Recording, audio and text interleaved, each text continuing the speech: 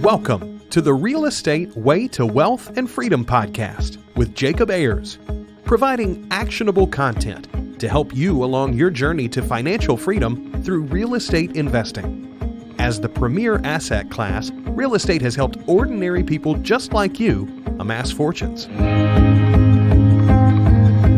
The benefits of passive income from real estate investing will allow you to live a life you want.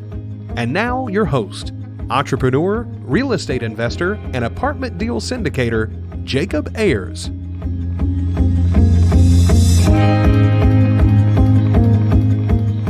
Hi, and welcome to the Real Estate Way to Wealth and Freedom podcast, episode 31. Today we're going to be discussing luxury house hacking with our guest, Ben Leybovich.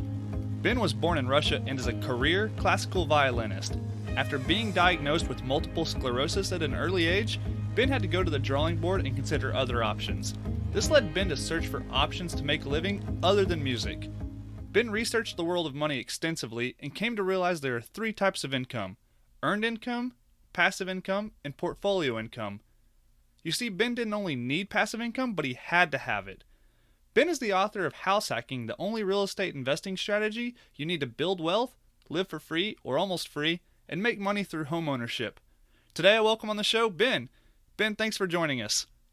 My pleasure, Jake. Thank you for inviting. Certainly, we're excited to have you on. So Ben, can you tell the audience a little bit about yourself and how you got started investing in real estate? I got started. I'm a classically trained fiddle player, but I was diagnosed with a medical condition called multiple sclerosis when I was in college. That basically meant that it would probably have been, well, according to the doctors, it would have been stupid. Those are verbatim. Don't be stupid. Don't try to get up on stage and play your violin because you never know when your hands are going to stop working. So that meant I needed to focus on some kind of developing some kind of capacity to earn an income without my daily being present to it and you know, punching the clock kind of thing. And so through a lot of study and a lot of kind of talking to a lot of people, real estate became one of the more probably viable options for me. So I haven't looked back since. Well, I've looked back. I do a bunch of other things now, obviously. But that's why I came to real estate, and that's why I'm still in this. Yeah, oftentimes people kind of end up accidentally in real estate, maybe inherit a property or stumble into it, or, you know, maybe just want to manage one property. And you actually took a premeditated approach and a very direct approach, thought out, and, you know, because you needed this passive income. So that's a little bit unique, and, you know, here we are. So what are you working on these days, and what does your real estate look like for you? Well, I have a portfolio in Ohio. I make money on the internet.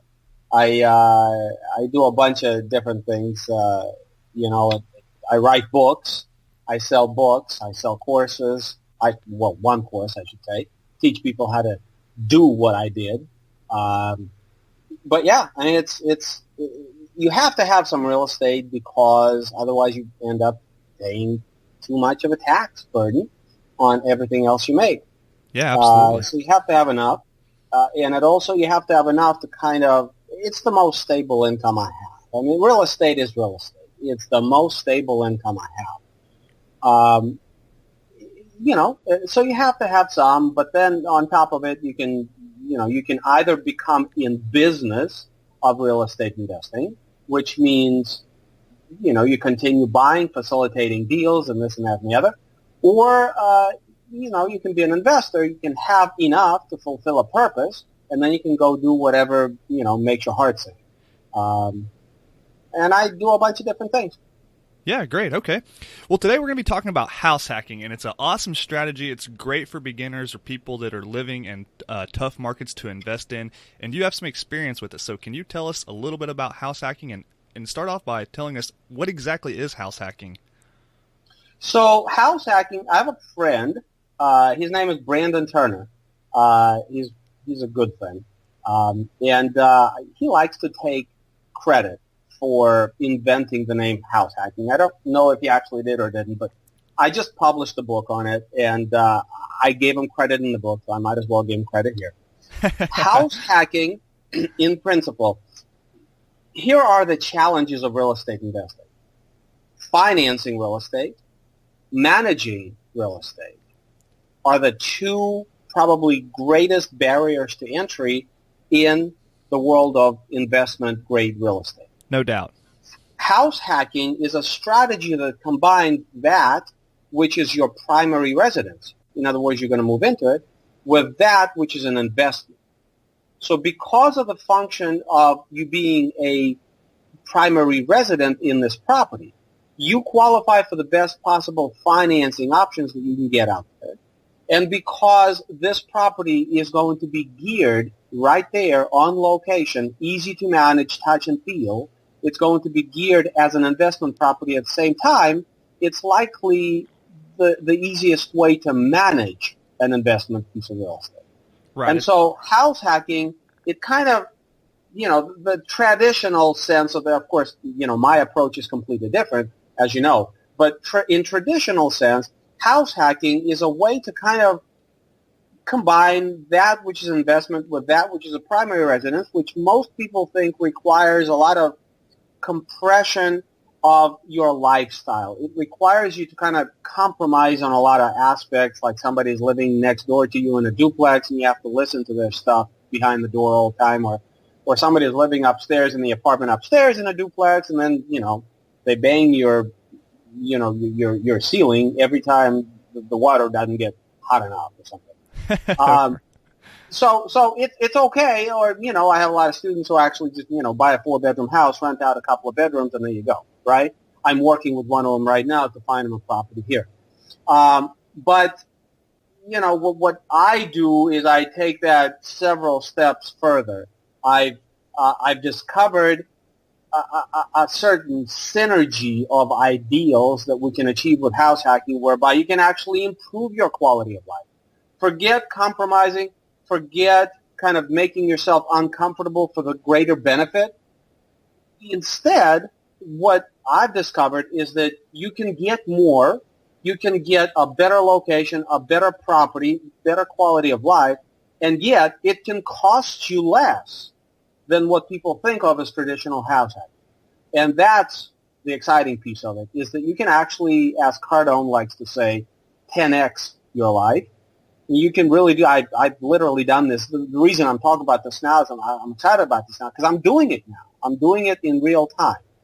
And if you wanna know why, how it happened that I'm actually doing this, we can talk about this. But yeah, absolutely. Let's dive deeper into that and talk about what kind of quality of life you're exactly talking about, because it sounds like you're talking about maybe moving into a house that maybe you couldn't afford without said roommates. Sure. So what does that look like for you?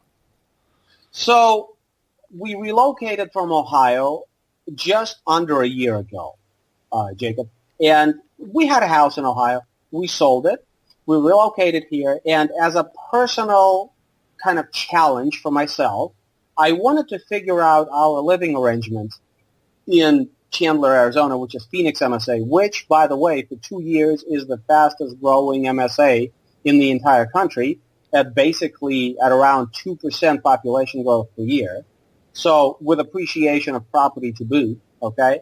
So we landed here, and here I am with this notion that I am going to be able to figure out my living arrangements for the same cost or less than what I had in Ohio, except I am now living in one of the most diverse and one of the hottest, frankly, metropolitan statistical areas in the country.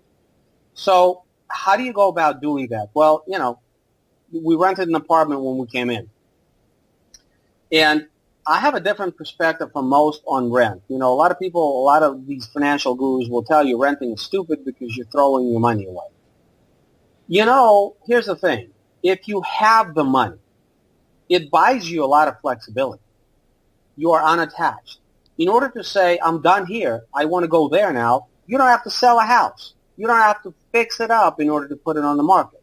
All you got to do is give them 30-day notice, whatever, 60-day notice, and you're gone, okay? So I see renting as a very kind of appropriate strategy for people that have earned it, people that have plenty of passive cash flow, people that have plenty of assets on their balance sheet, and they don't need to necessarily do everything in their life to keep building. They're done.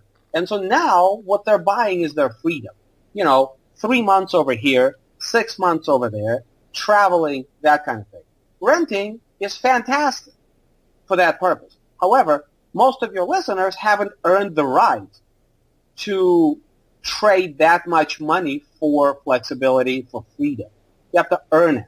And most people haven't earned it. I haven't earned it. So we rented a very nice apartment when we first came to Arizona, but I knew we weren't going to be staying there because while it bought us a lot of flexibility and great location and every kind of amenity you can imagine, I just didn't feel, my wife and I didn't feel like we have the right to be spending this much money for nothing but our freedom.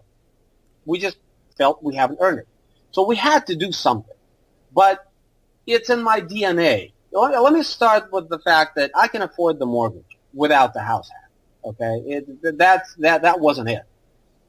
Right, but it's in my DNA to, as much as possible, have somebody else pay for my lifestyle.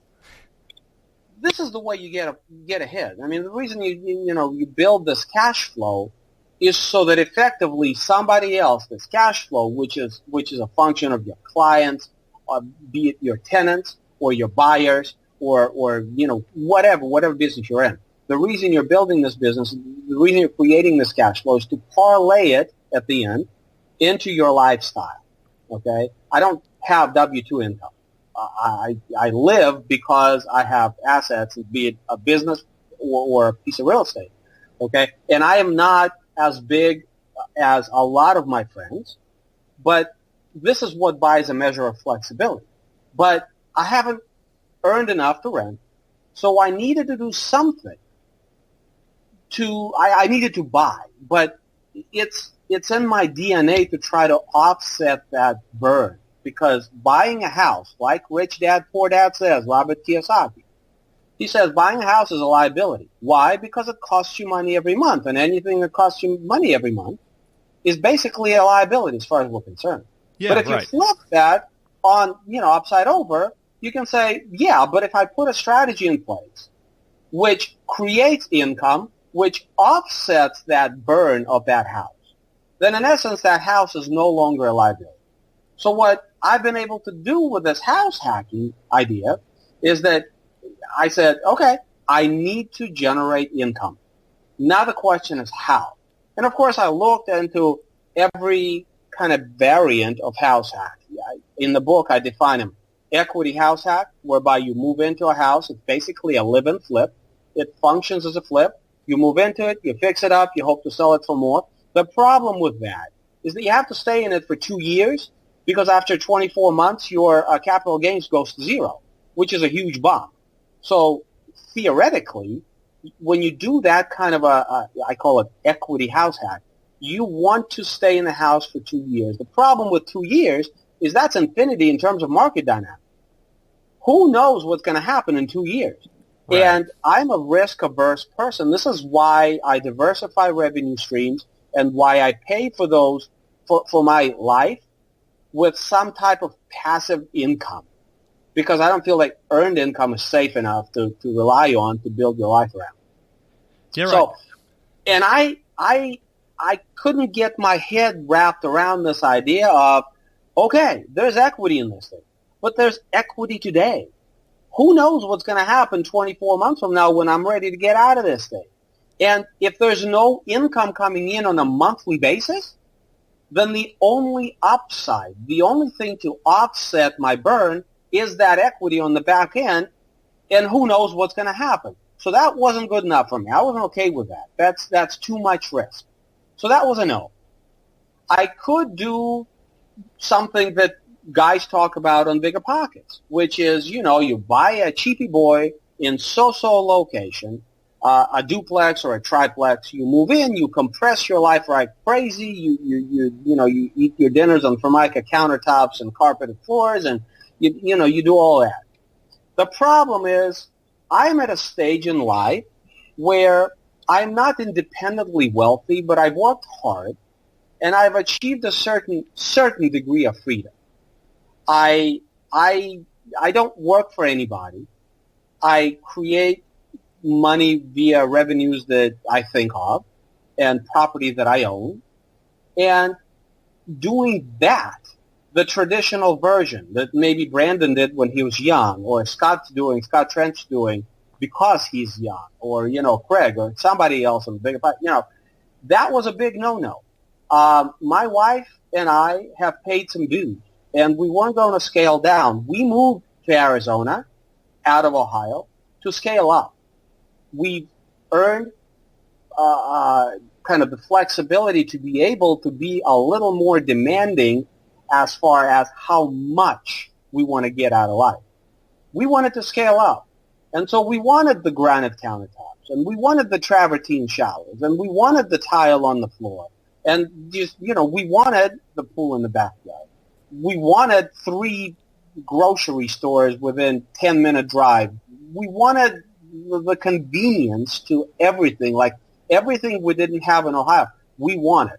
And the reason we moved to Arizona is because my kids were accepted into specific school that we wanted them to go to. Well, location-wise, we have to be close enough to the school, period. But this places us in a pretty upscale kind of location, okay? But it fits because that's what we came for. That's what we wanted. Most people start out with, this is how much money I have, so this is the life I can afford. But some people start out with, this is the life I want. Now, how do I pay for it? Yeah, right. And that was my point of view. That's kind of always been my point of view. This is the life I want. How do I pay for it? And maybe that's a function of multiple sclerosis, where you go through life and you think you've got the future all planned out. And then this proverbial whoop-ass just kind of opens right over your head, and you realize that all of the planning, all of the things you had under control, or so you thought, mean absolutely squat. And that tomorrow is today. And if you don't make it happen today, tomorrow, it's kind of pointless, right? So having had that experience, this is why, I could save more money. I could buy another property. I could do X, Y, Z. But, it's important to me to have a certain quality of life because I only get one chance at it, okay?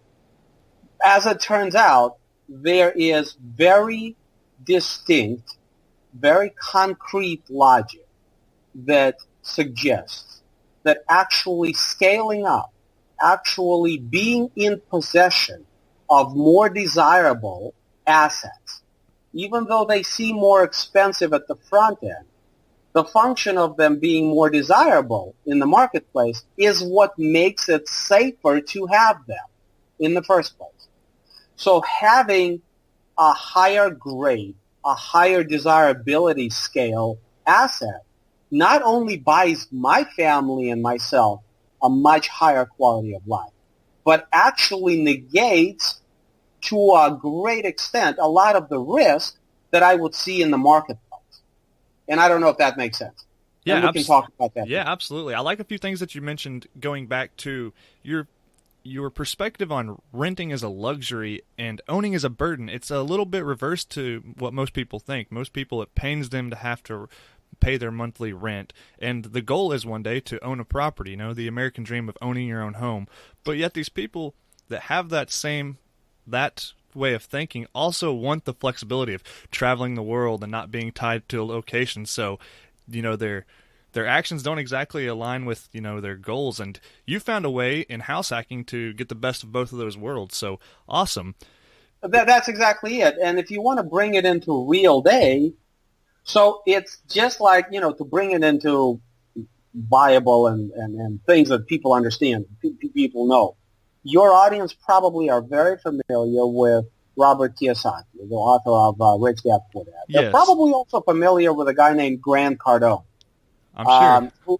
Who is the modern day kind of version of Robert Kiyosaki. Even it's funny. This moves so quickly. Even though Robert is alive and well and owns a lot of real estate, Grant Cardone is the modern equivalency, right?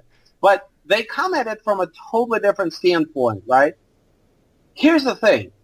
If you think about Robert Kiyosaki, who says a house is a liability. As we discussed, it's a liability because it costs money. But guess what? So does rent. Rent costs money.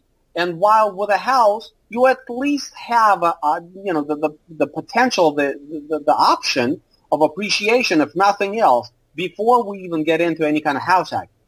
Some kind of appreciation to keep up with market inflation, price inflation, okay? Rent doesn't even offer you anything. So that's why everybody goes, okay, I got to buy a house. The problem is people don't understand the cost of it, and this is where we talk about Cardone. He understands because he owns a lot of property. I understand because I own property. It costs a lot more than a mortgage to have a house. Certainly. Every 5 years, something breaks that's big, and it's going to require thousands of dollars. People don't understand this, right? And so not only does it tie you down to where you have to sell in order to go, but it costs you much, much more than you thought. So you lose the freedom and you lose the money. And that's essentially the problem with a house. So with renting, you have one problem. You lose some money, but you are retaining your freedom. With a house, you lose both. You lose the freedom and you lose the money, and you hope that the appreciation is enough to cover for your loss.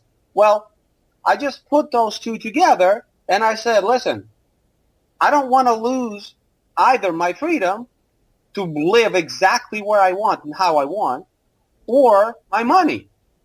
So to have the freedom to live where I want, I just need to go there. I just need to go. I just need to say, hey, listen, Jake, everybody talks about this, and everybody is two-faced, right? On the one hand, people will tell you things like, my job is great.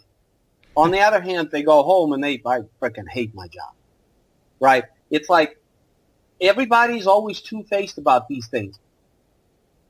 If you want freedom, you do it, and then you figure out how to pay for it. That's the thing that entrepreneurs understand. It's never a question of, I want XYZ. How do I pay for it? I want XYZ. How do I gear it to pay for itself? That's the real question. The reason you buy an apartment building is because it pays for itself and hopefully puts money in your pocket, and the market increases its value over time. The reason you do anything is because it puts money in your pocket. So the same with housing. How do I buy a house so that it's not a liability, so that it pays for itself, and so that it helps me retain my flexibility, my ability to say, hey, I am tired of looking at smokestacks and cornfields. I want to be looking at palm trees and blue skies and sunshine, and I want a pool in the backyard that I can use 10 months out of the year. Right. How do I get it to pay? Not how do I pay for it? Because that separates the action of paying for something from that thing itself. The question is not, how do I pay for that lifestyle? The question is, how do I get the lifestyle to pay for itself? Yeah, and when you can figure that out, you've really reached a new level of thinking and action. Well, that's exactly it. I mean, it's the only way to think, I think. And house hacking, at least my version, what makes my version different is that I go for luxury. I go for the most that I can under the circumstances. I don't try to compress myself. I don't try to say, hey, I can't afford it. I go for what I want. I found a house I wanted. It has particular floor plan, footprint, particular location. I knew exactly, it works. And we can talk about the things, the parameters that make it work and how it makes it work and why. But it pays for itself. Now, it doesn't pay 100% of my stay. But the fact is, I'm staying here for much less than I was staying for in Ohio. But I am here where I want to be. And it's the fact that I bought a more luxurious, better located house that's responsible for that. Yeah, great. So we've talked about the reasons why and why it's a good idea to house hack and all the benefits. Could we jump into the details of, logistics of house type, location, and Sure. things like that? Things that might be Sure. beneficial when you're looking at doing this strategy. Sure. Well, okay, so we can only do so many specifics on the show. Sure. I go through a lot of specifics in the book, obviously. But for me, I have 2 8-year-old kids. They're twins, boy and a girl. And for me, this kind of idea of somebody being in my space was a big no-no.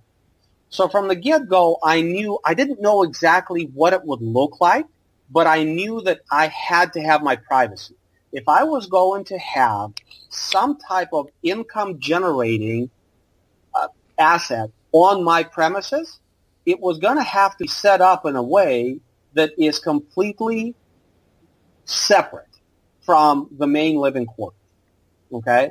So that's the big deterrent for a lot of people. Oh, I just don't know if I would feel safe with blah. Right. That's fair enough, but what I teach people is how to avoid that, how to do it right, so you don't have to have that concern.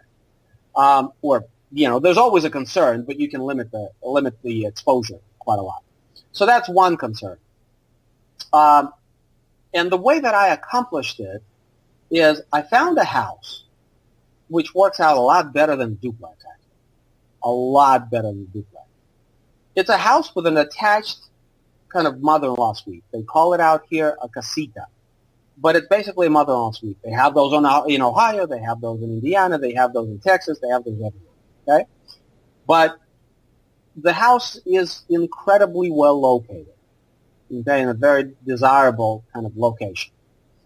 And it's shaped like a horseshoe, with the main house being in the one side, and in the back, and the garage being kind of like that connecting vertical part, and then in the front is the casita.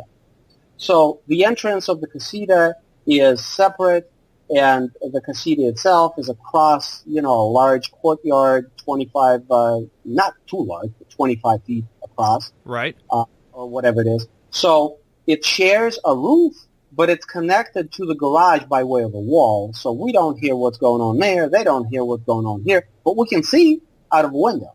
So if anything funky goes on, I know, and it's never happened before. Now, the important piece to understand here is this, and I'm going to get into the woods of real estate investing a little bit here, but most money in real estate, in terms of income-producing real estate, is lost in something we call economic losses.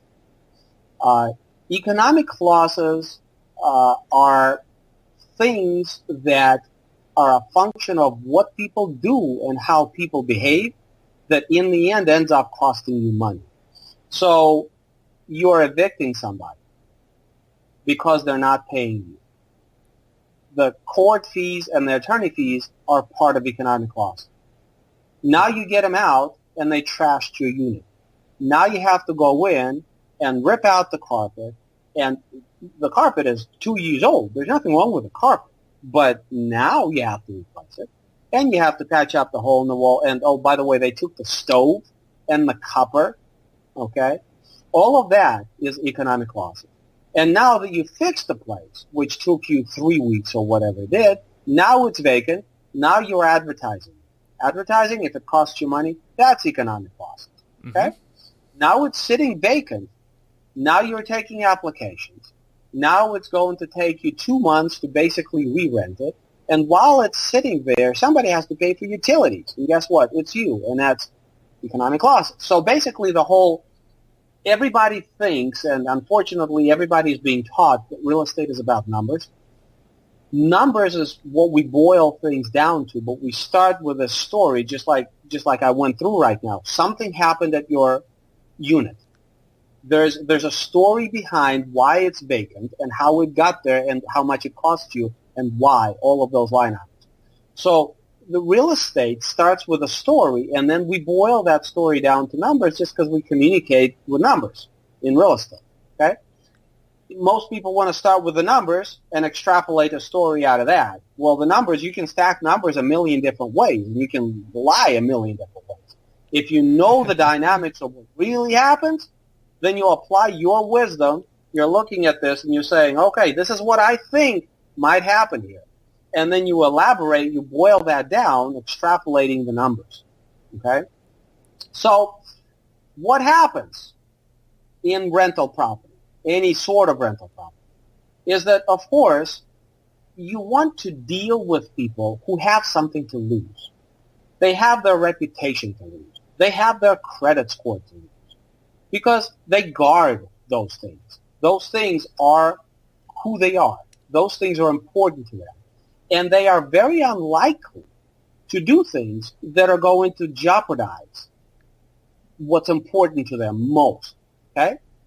So what kind of a property are you going to attract somebody to who cares about their credit score, who cares about their reputation, who cares about, do you see what I'm saying? Yes, absolutely. Your higher end house hack is a better demographic. It's drawing a better tenant base is essentially what we're getting at, right? That's right. That's right. So in terms of, for the newbies, we're talking to the newbies. Management is scary, and you should be concerned. But that's why I'm advocating this my type of house hack, as likely the best option for you to put your foot in the door. Why? Because the management is going to be easier because of who you are attracting. Now, how you remodel the property is a function of who you want to attract. How the property is located, tease it up. What kind of things are people coming in for? Guess what? I'm into luxury. So there's a lot of vacation traffic, a lot of employment traffic, a lot of sports events traffic, a lot of corporate events traffic. Because this is where these people want to be.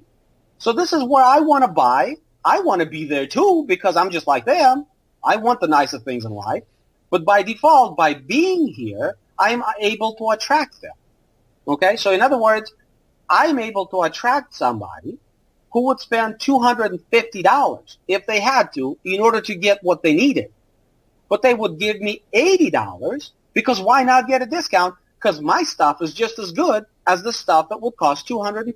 Do you see what I'm saying? Yes, right. But the point is, they would absolutely, in lieu of compressing themselves, in lieu of being any kind of uncomfortable and not getting exactly what they want, they got the money. They will spend more, much more, to get exactly what they want. But given the option to give me a fraction and still get exactly what they want, they would, of course, do that. But that's who I want to work with, is the person who has the capacity to spend what they need to in order to get what they feel they deserve. Right. The problem is, go ahead. You really have guarded your time and your resources and your energy here by attracting a good tenant base, having lower management, and still hedging your risk and being able to, rent out part of your home and help pay for itself. So all around, you've really looked at your time and your resources valuable.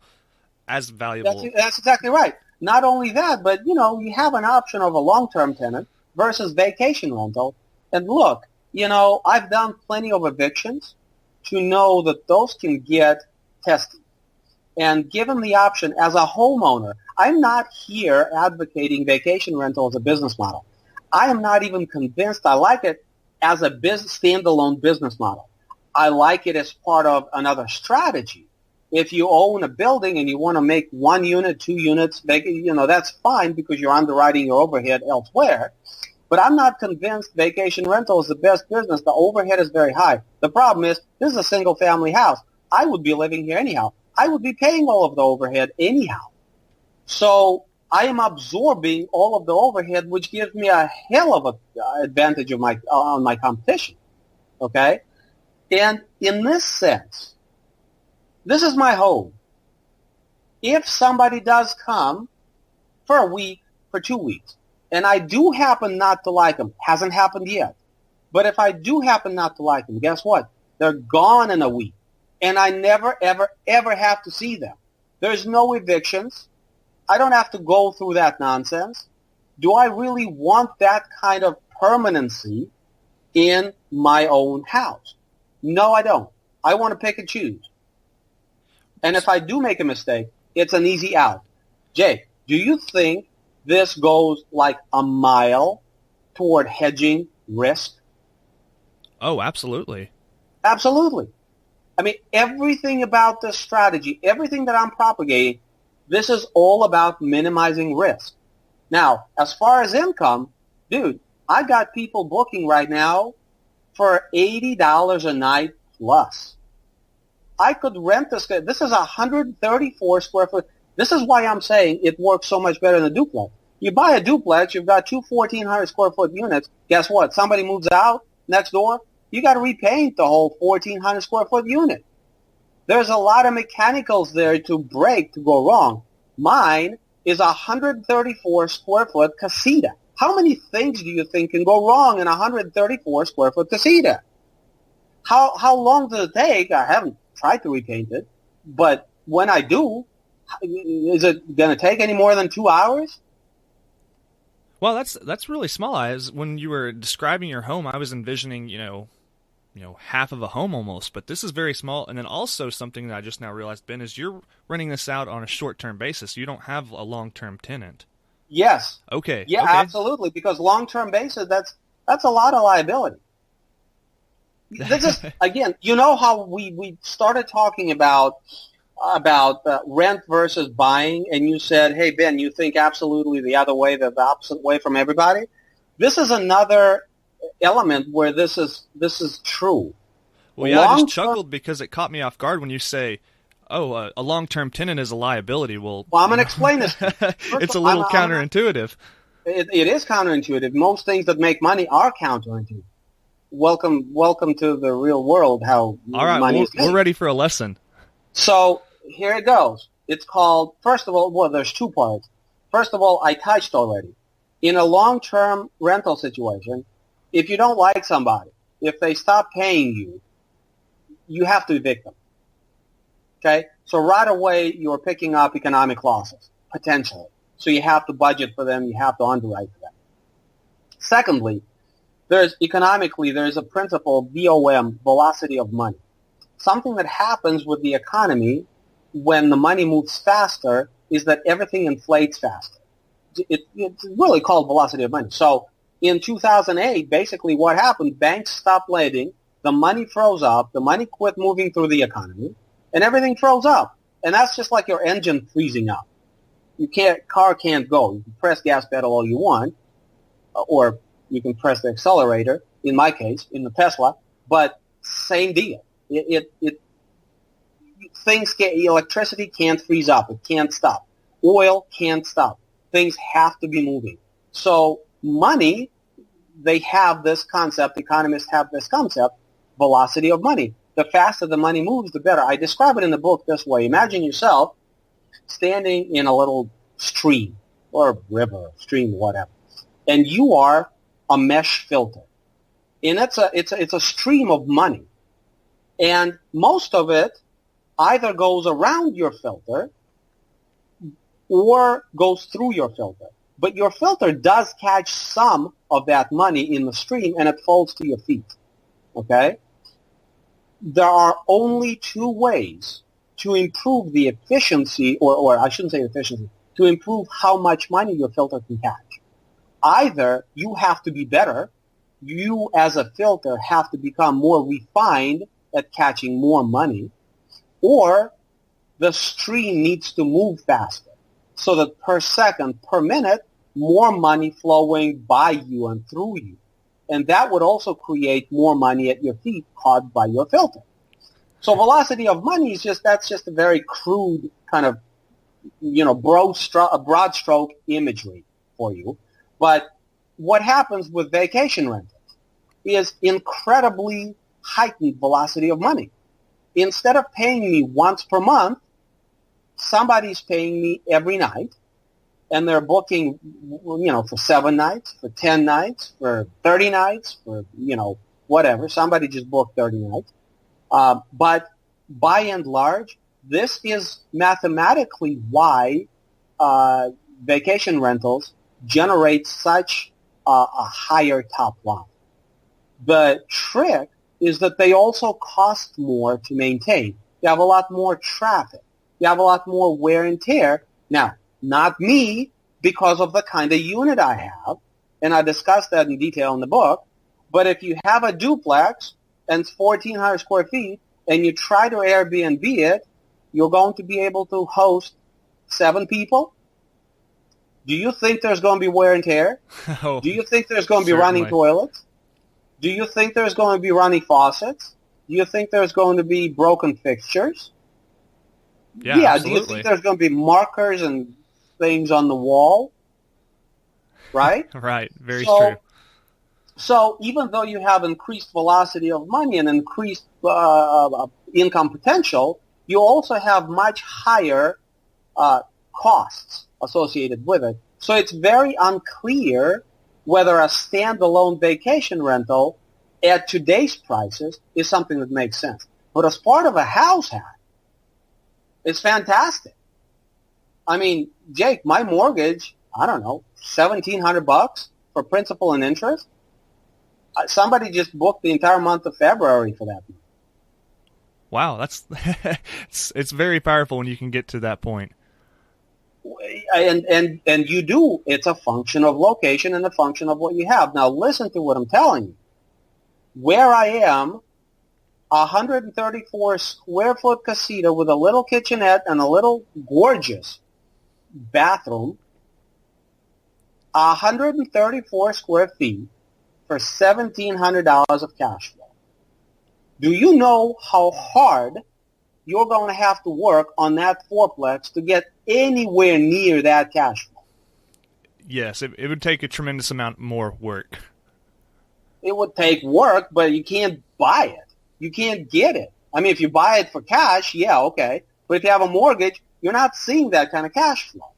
So as new investors, you are looking at real estate as a way to provide supplemental revenue so you don't have to rely on your W-2, and you can then build your life around that revenue instead.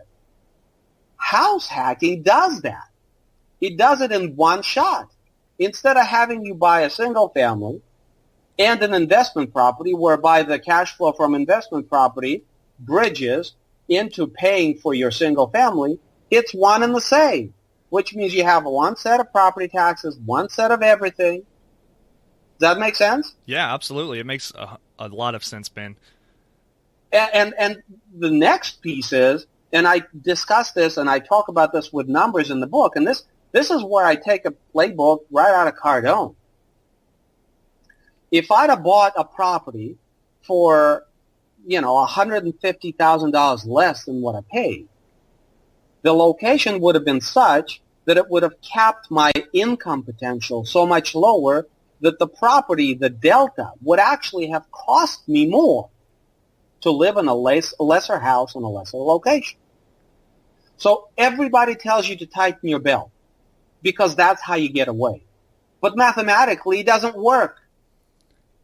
Mathematically, by having a more desirable asset that more people are willing to pay more money for, works out better, at least in this case. It's actually costing me less to live in a more luxurious home than it would have had I tried to buy a less expensive home. Once again, one of those counterintuitive things that people just don't think about, which, like you said, is how you make money by doing counterintuitive things. So, great. This is exactly it. This is exactly it. And I drill this in the book. I drill this message as much as possible. And, when you reached out and you said, hey, what do you think about a podcast?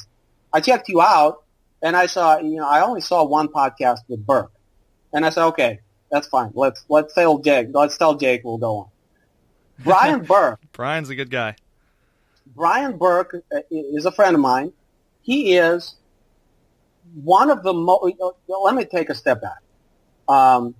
Arthur Schopenhauer, great German philosopher, has, I believe it's him, I'm pretty sure it's him, has a quote. Talent is hitting a target that no one else can hit. Genius is hitting a target that no one else can see.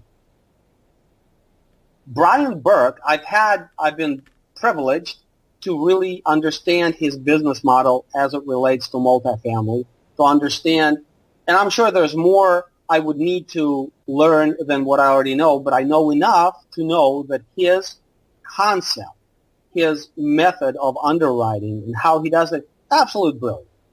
Just brilliant. I mean, dude, 2 days ago, it's funny.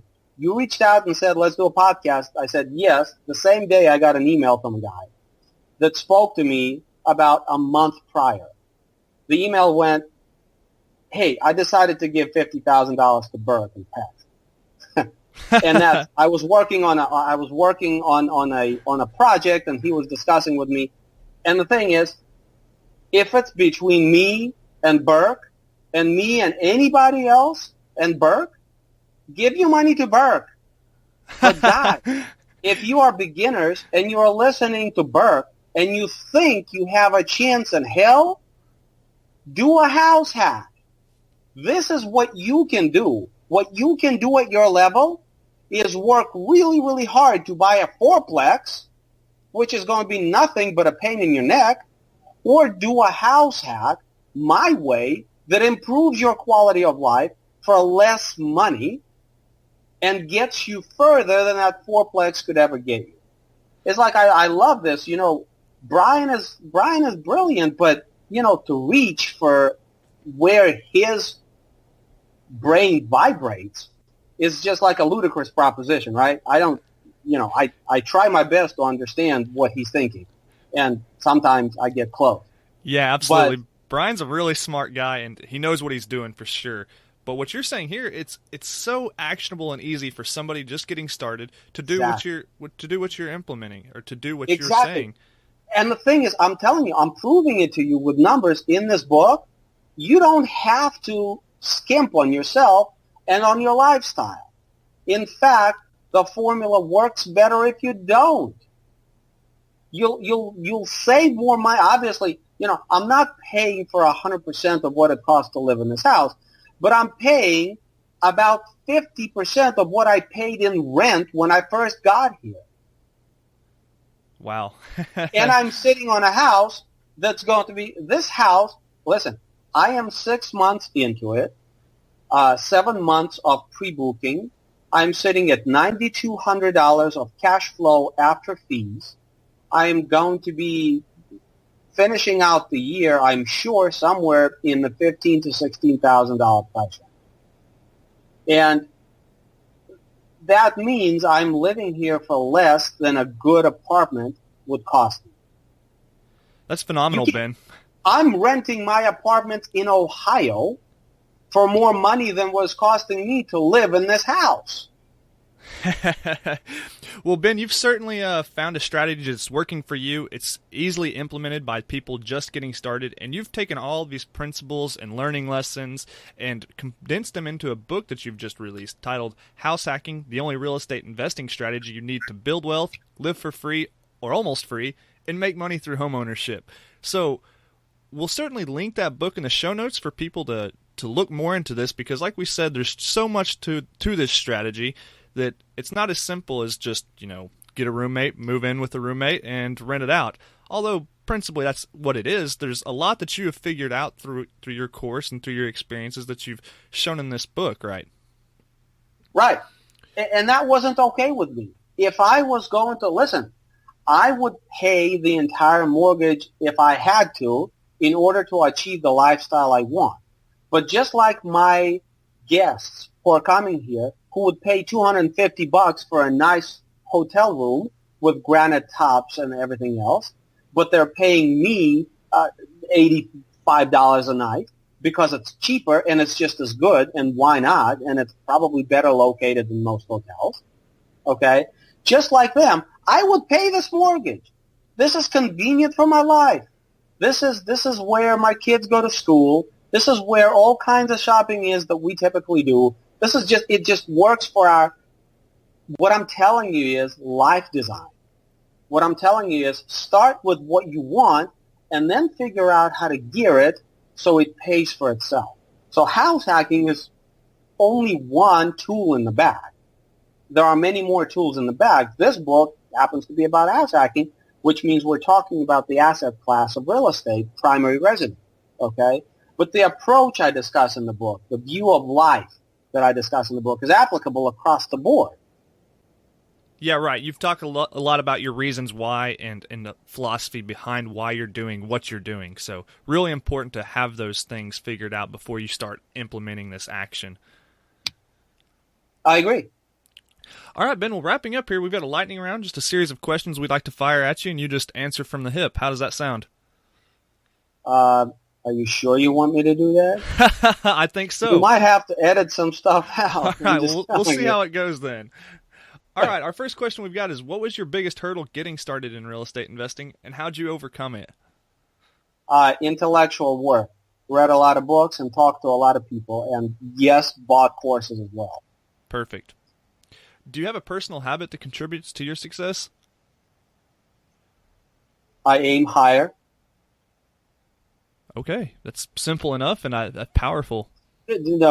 What you think is what you are, Jake. I mean, habits is talking to the things that we do. Who cares about the things we do? What's important is what's in your head. What's important is what you think, because what you do is going to be a function of what you think. So you got to think, right? Right. So I think higher. I aim higher. I try to anyhow. Awesome. All right. Do you have an online resource that you find valuable? Two, biggerpockets.com. Of course. And the fastlaneforum.com. The Fast Lane Forum. Okay. All right, Ben, what book would you recommend to the listeners and why? The book, aside for Robert Kiyosaki's book, the book that left an impression on me, real estate specific, is Nickerson's book. I can't remember exactly the title. I can't remember if it's Jack, but it's Nickerson is his last name. How I converted $5,000 into $1 million or something. Okay. Just opened my eyes. You'll find it if you look for it online. I don't think it's published anymore. It's an oldie but goodie. Okay, perfect. I haven't heard of that one, so we'll certainly find it and link it up in the show notes for our listeners. All right, final question, Ben. If you were to give advice to your 20-year-old self to get started investing in real estate, what would it be? Do a house hack. How'd I know that was coming? Perfect. I think we know why. Yeah, because this house hack is making me more money than a 10-unit building I own. I mean, I'm serious with you guys, and I prove it to you in the book with numbers. What it would take for me, I'll do it for you right now. You got 2 minutes, right? Yes. Okay, so if you've got $15,000 of annualized cash flow, if I were to replace that cash flow with income property, I would need to, I can't buy it for cash, so I would need some amount of leverage, let's say 75% commercial. Okay. Mm-hmm. So that would require me to maybe make a mortgage payment of about $2,500 a month. So I would need, in order to replace my just going, I'm doing the math real quick in my head, just going by my portfolio, what I know to be true, I would need, in order to replace $15,000 of cash flow, I would need a minimum of $40,000 to $45,000 of NOI. Well, go ahead and capitalize $45,000 of NOI at a 7 cap, which is a going cap rate today. Even if you capitalize as a 10 and you can't find 10 anywhere, that's $450,000. In today's environment, you would have to spend $600,000. Well, what's 25% of $600,000? Yeah. That's the amount of cash I'd have to invest in order to generate that cash flow. Okay? And what's the management on what is likely going to be an 8 to 12 units look like? So what do you want? You want a little 134 square foot casita that attracts CFOs, retirees, and, people that don't require any management at all? Or do you want to manage a 10 unit with all the headache that, if you are a newbie, this is why I'm saying, and it's very simple in my mind, right now at today's prices in this cycle where we are, do a properly executed house hack. You're going to get ahead faster, easier. than trying to become the next Brian Burke. Absolutely. It's just such an easy strategy to implement for those starting out. Absolutely. All right, Ben. Well, you've certainly given us a lot of good advice today and some different perspectives on things, so we appreciate your time for that. As we're wrapping up here, where can our audience find more about you or connect with you if they have any further questions? My website is www.justaskbenwhy.com. justaskbenwhy.com. Okay. And my email is ben@justaskbenwhy.com. And you can email me straight through the website. And there's a lot of other different resources. I teach people what I do, which is no money down real estate. So there's a lot of resources, a lot of articles, a lot of resources. Awesome. Well, that's www.justaskbenwhy.com. We'll link that website in the show notes. And Ben, we certainly appreciate your time coming on the show today. Look forward to next time. Jake, thank you so much. Thank you, Ben. Take care. You too. Bye-bye. Awesome. Well, that wraps up our episode today with Ben Leybovich. Ben has detailed exactly how he makes luxury house hacking work for him, and he shows you how you too can get started using this strategy. I hope you're getting value out of this show. For additional information and resources, visit www.jacobayers.com/podcast and check out this episode. As always, if you have any questions or comments or want to hear something specific or someone specific on this show, please let me know. Feel free to email me at info@jacobayers.com, contact me at www.jacobayers.com, or connect with me on Facebook at The Real Estate Way to Wealth and Freedom. Till next week, signing off, I'm your host, Jacob Ayers. You've been listening to the Real Estate Way to Wealth and Freedom podcast, providing you actionable content to build your real estate empire. Nothing on this show should be considered specific, personal, or professional advice. Please consult an appropriate tax, legal, real estate, financial, or business professional for personal advice. The opinions of guests are their own. Information is not guaranteed. All investment strategies have a potential for profit or loss. The host is operating on behalf of the Real Estate Way to Wealth and Freedom, LLC, exclusively.